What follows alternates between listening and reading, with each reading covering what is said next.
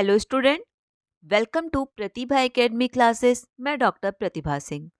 आज की class practice set पर आधारित होगी, जिसमें हम लोग परीक्षा के दृष्टिकोण से महत्वपूर्ण 50 प्रश्नोत्तरी हल करेंगे।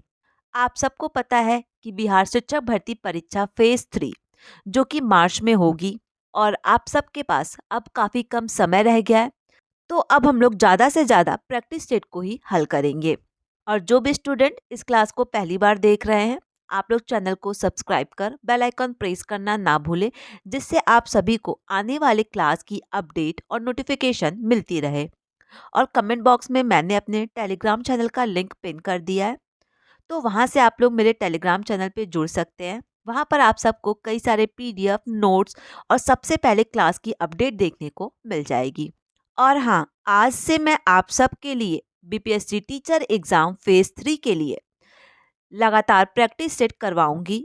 और जब तक आप सबके एग्जाम नहीं हो जाते हैं, तब तक हम लोग महत्वपूर्ण प्रश्नोत्तरी के लगातार प्रैक्टिस सेट और कई सारे प्रश्नोत्तरी हल करेंगे। तो आइए हम लोग आज की क्लास को स्टार्ट करते हैं। और जो भी स्टूडेंट इस क्लास को देख रहे हैं, आप लोग एक पेन और कॉपी साथ लेकर बैठे। और इन 50 प्रश्नों में से आप लोगों के कुल कितने प्रश्न सही हुए हैं, आप लोग मुझे कमेंट करके जरूर बताइएगा। तो आइए हम लोग क्लास को स्टार्ट करते हैं। प्रश्न संख्या 1, भाषा की सबसे छोटी इकाई है? विकल्प ए शब्द, विकल्प बी व्यंजन, विकल्प सी स्वर, विकल्प डी वर्ण। तो प्रश्न संख्या 1 का सही उत्तर होगा विकल्प डी वर्ण। आगे देखिए प्रश्न संख्या 2, वर्णमाला कहते हैं? विकल्प ए शब्द समूह को, विकल्प बी वर्णों के संकलन को, विकल्प सी शब्द गणना को, विकल्प डी वर्णों के व्यवस्थित समूह को। तो प्रश्न संख्या 2 का जो सही उत्तर होगा वो होगा विकल्प डी, वर्णों के व्यवस्थित समूह को हम वर्णमाला कहते हैं। प्रश्न संख्या 3 देखिए, निम्नलिखित में से कंठ ध्वनियां कौन सी हैं? अब हम लोग विकल्प को देखेंगे। विकल्प ए क ख, विकल्प बी य र, विकल्प सी च ज, विकल्प डी ट त। तो प्रश्न संख्या 3 का जो सही उत्तर होगा वो होगा विकल्प ए क ख। ठीक है। प्रश्न संख्या 4 देखिए, इनमें से मूर्धन्य व्यंजन कौन से हैं? विकल्प को देखिए। विकल्प ए ग घ, विकल्प बी ज झ, विकल्प सी ड ड़, विकल्प डी प फ। तो प्रश्न संख्या 4 का सही उत्तर होगा विकल्प सी ड ड़। ठीक है। आगे देखिए। अब आप लोग प्रश्न संख्या 5 देखिए, निम्नलिखित में से अल्प प्राण वर्ण कौन से हैं?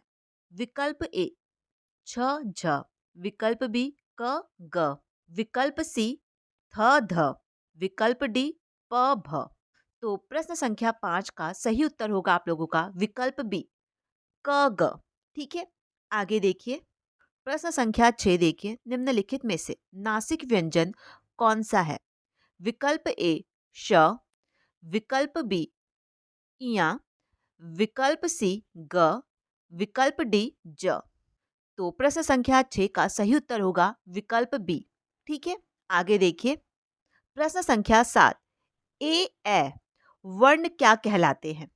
विकल्प देखिए। विकल्प ए नासिक, विकल्प बी मूर्धन्य, विकल्प सी होठ, विकल्प डी कंठ तालव्य। तो प्रश्न संख्या 7 का सही उत्तर होगा विकल्प बी मूर्धन्य। प्रश्न संख्या 8 देखिए, हिंदी वर्णमाला में अयोगवाह वर्ण कौन से हैं? और इसी प्रकार के प्रश्न आप सभी के परीक्षाओं में पूछे जाते हैं। इस पीडीएफ में मैंने जितने भी प्रश्न शामिल किए हैं, वो विगत वर्ष की कई सारी परीक्षाओं में कई बार पूछा जा चुका है। तो इन सारे प्रश्नों को आप लोग ध्यानपूर्वक पढ़िएगा और हल करने की पूरी कोशिश कीजिएगा। विकल्प ए देखिए, आ, विकल्प बी ई, विकल्प सी उ, विकल्प डी आ। तो प्रश्न संख्या 8 का सही उत्तर होगा विकल्प डी। ठीक है। आगे देखिए। प्रश्न संख्या 9, निम्नलिखित में से बताइए किस शब्द में द्वित्व व्यंजन है? विकल्प ए पुणे, विकल्प बी इलाहाबाद, विकल्प सी दिल्ली, विकल्प डी उड़ीसा। तो प्रश्न संख्या 9 का जो सही उत्तर होगा वो होगा विकल्प सी दिल्ली। प्रश्न संख्या 10, और ये प्रश्न हिंदी साहित्य की कई परीक्षाओं में कई बार पूछा जा चुका है, तो ये प्रश्न परीक्षा के दृष्टिकोण से आप सभी के लिए काफी ज्यादा महत्वपूर्ण है। प्रश्न देखिए, श, श, श, ह कौन से व्यंजन कहलाते हैं? विकल्प देखिए, विकल्प ए प्रकंपी, विकल्प बी स्पर्शीय, विकल्प सी संघर्षीय, विकल्प डी स्पर्शीय और संघर्षीय व्यंजन। तो प्रश्न संख्या 10 का सही उत्तर होगा विकल्प सी संघर्षीय व्यंजन। आगे देखिए, प्रश्न संख्या 11, निम्नलिखित में से बताइए कि नवीन विकसित ध्वनि कौन सी है? विकल्प ए ख ग, विकल्प बी उ ऊ, विकल्प सी ए औ, विकल्प डी श स। तो प्रश्न संख्या 11 का सही उत्तर होगा विकल्प ए ख ग। ठीक है, आगे देखिए, प्रश्न संख्या 12, निम्न में से कौन सा घोष वर्ण है? विकल्प ए ख, विकल्प बी च, विकल्प सी म, विकल्प डी ठ। तो प्रश्न संख्या 12 का सही उत्तर होगा विकल्प सी म। आगे देखिए, प्रश्न संख्या 13, कौन सा अमानक वर्ण है? और ये प्रश्न भी परीक्षा के दृष्टिकोण से काफी ज्यादा महत्वपूर्ण है। विकल्प को देखिए, विकल्प ए ख, विकल्प बी ध, विकल्प सी भ, विकल्प डी म। तो प्रश्न संख्या 13 का सही उत्तर होगा विकल्प सी भ। ठीक है, आगे देखिए, प्रश्न संख्या 14, क ग ज फ ध्वनियाँ किस प्रकार की हैं? विकल्प ए संस्कृत की, विकल्प बी अरबी फारसी की, विकल्प सी अंग्रेजी की, विकल्प डी दक्षिण भाषाओं की। प्रश्न संख्या 14 का सही उत्तर होगा विकल्प बी अरबी फारसी की। ठीक है, आगे देखिए, प्रश्न संख्या 15, हिंदी में मूलतः वर्णों की संख्या कितनी है? और ये प्रश्न काफी ज्यादा महत्वपूर्ण है, इसे आप लोग ध्यान में रखिएगा। विकल्प को देखिए, विकल्प ए 50, विकल्प बी 51, विकल्प सी 52, विकल्प डी 53। तो प्रश्न संख्या 15 का सही उत्तर होगा विकल्प सी 52। हिंदी में मूलतः वर्णों की संख्या 52 मानी गई है। प्रश्न संख्या 16 देखिए, छ ध्वनि किसके अंतर्गत आती है? विकल्प ए मूल स्वर, विकल्प बी घोष वर्ण, विकल्प सी संयुक्त वर्ण, विकल्प डी तालव्य। प्रश्न संख्या 16 का जो सही उत्तर होगा वो होगा विकल्प सी संयुक्त वर्ण। ठीक है, आगे देखिए, प्रश्न संख्या 17, हिंदी शब्दकोशों में छ का क्रम किस वर्ण के बाद आता है? विकल्प ए क, विकल्प बी छ, विकल्प सी त्र, विकल्प डी ज्ञ। तो प्रश्न संख्या 17 का सही उत्तर होगा विकल्प ए क। आगे देखिए, प्रश्न संख्या 18, नंदीग्राम के चूहे के रचनाकार हैं? विकल्प ए चित्रा मुदगल, विकल्प बी मधु काकरिया, विकल्प सी प्रेमचंद, विकल्प डी सूर्यबाला। तो प्रश्न संख्या 18 का सही उत्तर होगा मधु काकरिया। ठीक है, आगे देखिए, प्रश्न संख्या 19, 1873 ईस्वी में हिंदी नई चाल में ढली कथन किसका है? और ये प्रश्न काफी ज्यादा महत्वपूर्ण है। विकल्प को देखिए, विकल्प ए भारतेंदु हरिश्चंद्र का, विकल्प बी डॉक्टर बच्चन का, विकल्प सी रामविलास शर्मा का, विकल्प डी रामस्वरूप चतुर्वेदी का। तो प्रश्न संख्या 19 का सही उत्तर होगा विकल्प सी रामविलास शर्मा का। आगे देखिए, प्रश्न संख्या 20, अघोष वर्ण कौन सा है? विकल्प ए अ, विकल्प बी ज, विकल्प सी ह, विकल्प डी श। तो प्रश्न संख्या 20 का सही उत्तर होगा विकल्प डी श। आगे देखिए, प्रश्न संख्या 21, घ का उच्चारण स्थान कौन सा है? विकल्प ए मूर्धन्य, विकल्प बी कंठ, विकल्प सी तालु, विकल्प डी दंत्य। तो प्रश्न संख्या 21 का सही उत्तर होगा विकल्प बी कंठ।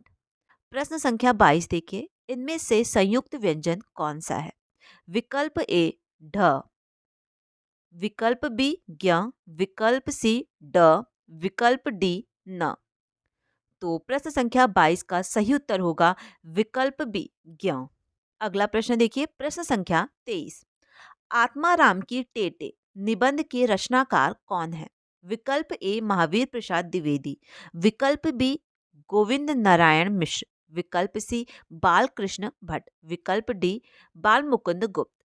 तो प्रश्न संख्या 23 का सही उत्तर होगा विकल्प बी, गोविंद नारायण मिश्र। आगे देखिए, प्रश्न संख्या 24, गोपाल राय ने हिंदी का प्रथम उपन्यास किसे माना है? विकल्प ए परीक्षा गुरु, विकल्प बी देवरानी जेठानी की कहानी, विकल्प सी भाग्यवती, विकल्प डी रहस्य कथा। तो प्रश्न संख्या 24 का सही उत्तर होगा विकल्प बी, देवरानी जेठानी की कहानी को गोपाल राय ने हिंदी का प्रथम उपन्यास माना है।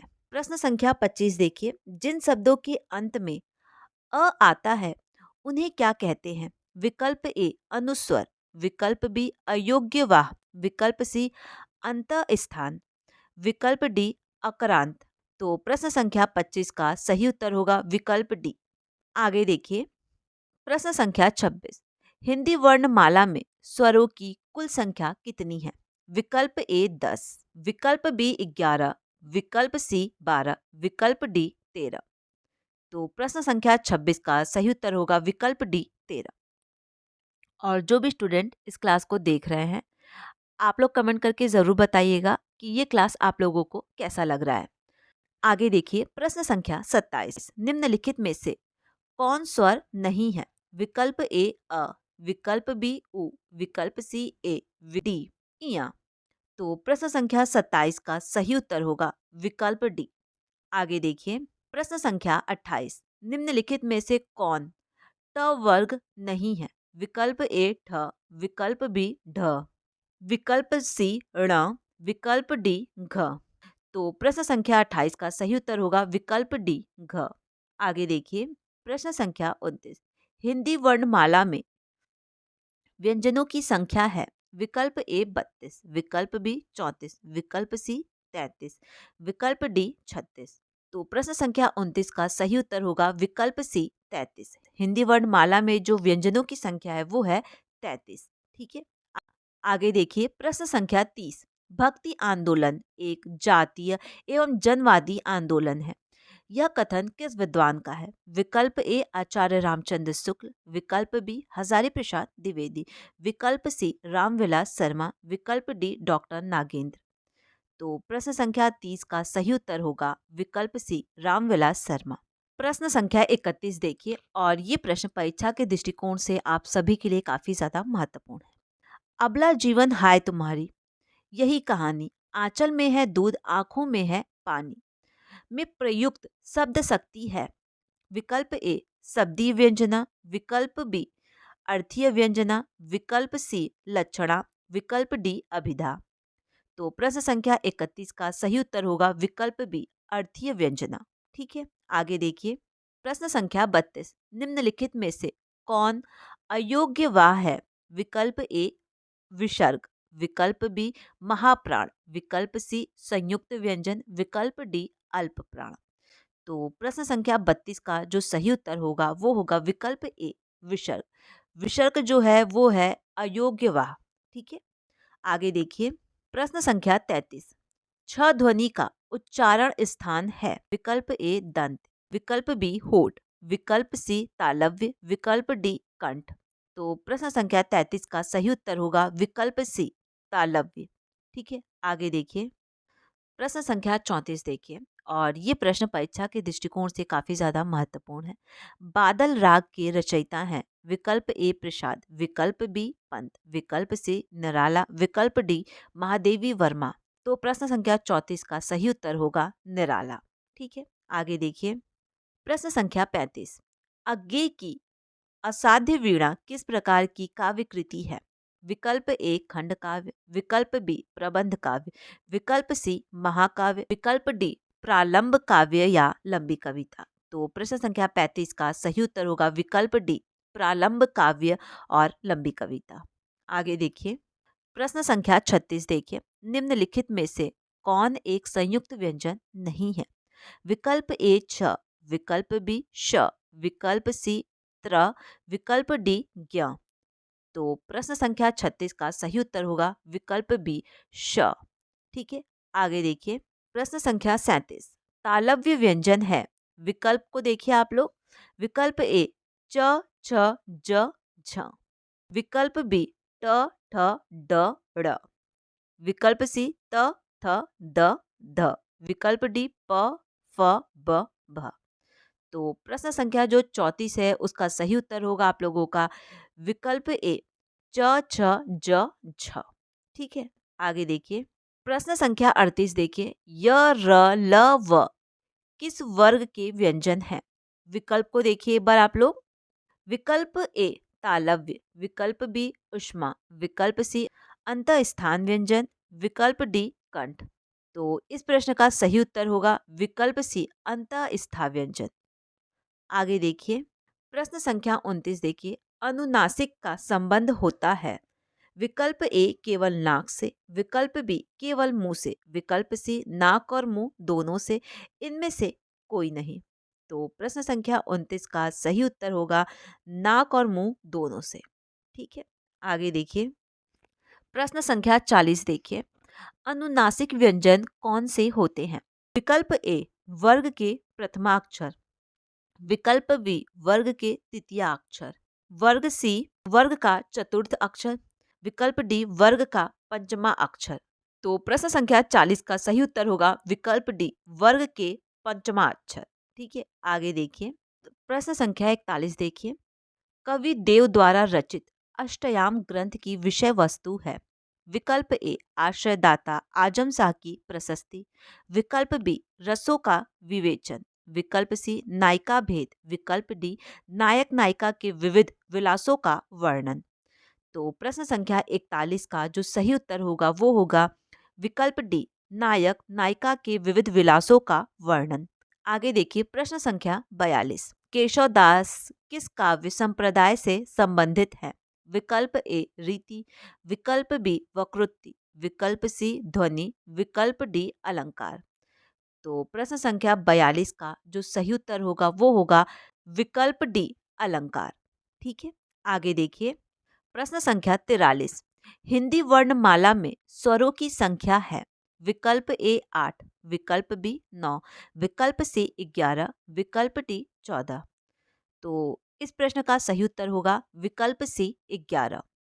और ये प्रश्न परीक्षा के दृष्टिकोण से काफी ज्यादा महत्वपूर्ण है, इसे आप लोग ध्यान में रखिएगा। आगे देखिए प्रश्न संख्या 44 भाषा निर्माण की इकाइयों का सही अनुक्रम है। विकल्प देखिए विकल्प ए शब्द वाक्य पद, विकल्प बी शब्द वाक्य ध्वनि पद, विकल्प सी पद वाक्य ध्वनि शब्द, विकल्प डी ध्वनि शब्द पद वाक्य। और ये प्रश्न परीक्षाओं के दृष्टिकोण से काफी ज्यादा महत्वपूर्ण है। ये प्रश्न हिंदी साहित्य की विभिन्न परीक्षाओं में 2 से 3 बार पूछा जा चुका है, तो इस प्रश्न को आप लोग स्पेशली ध्यान में रखिएगा। तो प्रश्न संख्या 44 का सही उत्तर होगा विकल्प डी ध्वनि शब्द पद वाक्य। ठीक है, आगे देखिए प्रश्न संख्या 45 यह रास्ता दुर्गम है, सावधानी से चले, शुद्ध वर्तनी का चयन कीजिए। आप एक बार विकल्प को देख लीजिए। प्रश्न संख्या 45 का सही उत्तर होगा विकल्प सी। ठीक है, अगला प्रश्न देखिए पद्मावत किस भाषा में लिखी गई है? काफी महत्वपूर्ण प्रश्न है। विकल्प ए ब्रज भाषा, विकल्प बी मैथिली, विकल्प सी अवधी, विकल्प डी अपभ्रंश। तो इस प्रश्न का सही उत्तर होगा विकल्प सी अवधि। ठीक है, आगे देखिए अगला प्रश्न देखिए इनमें से कौन सा नाम सही नहीं है? ठीक है, विकल्प देखिए पहला तार सप्तक, दूसरा तार सप्तक और तीसरा सप्तक। तो इस प्रश्न का सही उत्तर होगा विकल्प ए पहला तार सप्तक। पहला तार सप्तक नाम सही नहीं है। ठीक है, क्योंकि तार सप्तक है, दूसरा तार सप्तक है, तीसरा तार सप्तक है और चौथा तार सप्तक है। और तार सप्तक का प्रकाशन वर्ष है 1943 ईस्वी। तार सप्तक के संपादक है अज्ञे। ठीक है, और तार सप्तक के हर एक कवियों को किस प्रकार याद करना है, हर एक तार सप्तक का क्या प्रकाशन वर्ष है, कौन हर एक तार सप्तक के संपादक है, इन सारे तथ्यों को काफी विस्तार पूर्वक मैंने आप लोगों को पढ़ाया है। और जिन भी स्टूडेंट ने उस क्लास को नहीं देखा है उस क्लास का लिंक मैं कमेंट बॉक्स में पिन कर दूंगी, आप लोग उस क्लास को एक बार जरूर देख लीजिएगा। क्योंकि तार सप्तक के कवियों से आप सभी के परीक्षाओं में एक प्रश्न तो जरूर पूछा जाता है, इसलिए आप लोग उस क्लास को एक बार जरूर देख लीजिएगा। आगे देखिए प्रश्न संख्या 48 पाल गोमरा का स्कूटर कहानी के लेखक हैं। विकल्प ए प्रियमवदा, विकल्प बी स्वयं प्रकाश, विकल्प सी उदय प्रकाश, विकल्प डी इनमें से कोई नहीं। तो प्रश्न संख्या 48 का सही उत्तर होगा विकल्प सी, उदय प्रकाश। ठीक है, आगे देखिए। कसाई बाड़ा कहानी के लेखक हैं। विकल्प ए शिवमूर्ति, विकल्प बी सतीश जमाली, विकल्प सी अखिलेश, विकल्प डी मजूर एहतेशाम। इस प्रश्न का सही उत्तर होगा विकल्प ए शिवमूर्ति। ठीक है, यह कहानी एक भिखारी जिसका नाम होता है रजुआ, उसके इर्द गिर्द घूमती रहती है। कोई व्यक्ति आर्थिक अभाव के कारण कितना टूट जाता है उसका चित्रण हमें इस कहानी में देखने को मिलता है। रजुआ के माध्यम से लेखक ने इस कहानी का ताना बाना काफी गहराई पूर्वक बुना है। ठीक है, तो इस प्रकार परीक्षा के दृष्टिकोण से जो 50 महत्वपूर्ण प्रश्नोत्तरी थी वो मैंने काफी अच्छे से आप लोगों को हल करवा दिया है। और ये क्लास आप लोगों को कैसा लगा आप लोग कमेंट करके मुझे जरूर बताइएगा। और बिहार शिक्षक भर्ती के पाठ्यक्रम में जो भी रचनाएं, लेखक, कहानी शामिल हैं, उन सभी को मैंने काफ़ी विस्तार पूर्वक पढ़ाया है। आप लोग एक बार उस क्लास को ज़रूर देख लीजिएगा। प्लेलिस्ट का लिंक मैं कमेंट बॉक्स में पिन कर दूंगी, तो आप लोग प्लेलिस्ट को एक बार ज़रूर चेक कीजिएगा। उसमें हर एक क्लास आपको नंबर वाइज देखने को मिल जाएगा। इस प्लेलिस्ट के सारे क्लासेस को काफ़ी विस्तार पूर्वक देख लीजिएगा। आप लोगों के सारे टॉपिक काफ़ी अच्छे से कंप्लीट हो जाएंगे। और जो भी स्टूडेंट इस क्लास को देख रहे हैं, आप लोग इस क्लास को अपने दोस्तों के साथ शेयर करना, चैनल को सब्सक्राइब कर बेल आइकन प्रेस करना ना भूलें, जिससे आप सभी को आने वाले क्लास की अपडेट और नोटिफिकेशन मिलती रहे। कमेंट बॉक्स में मैंने अपने टेलीग्राम चैनल का लिंक पिन कर दिया है, वहाँ से आप मेरे टेलीग्राम चैनल पे जुड़ सकते हैं। वहाँ पर आप सभी को सबसे पहले क्लास की अपडेट, कई सारे पीडीएफ और नोट्स देखने को मिल जाएंगे। किसी भी प्रकार का कोई भी डाउट होता है तो आप मुझे कमेंट कर सकते हैं, या फिर कमेंट बॉक्स में मैंने अपने इंस्टाग्राम और फेसबुक का लिंक पिन कर दिया है, तो आप मुझसे वहाँ पे डायरेक्ट बात कर सकते हैं। Thank you.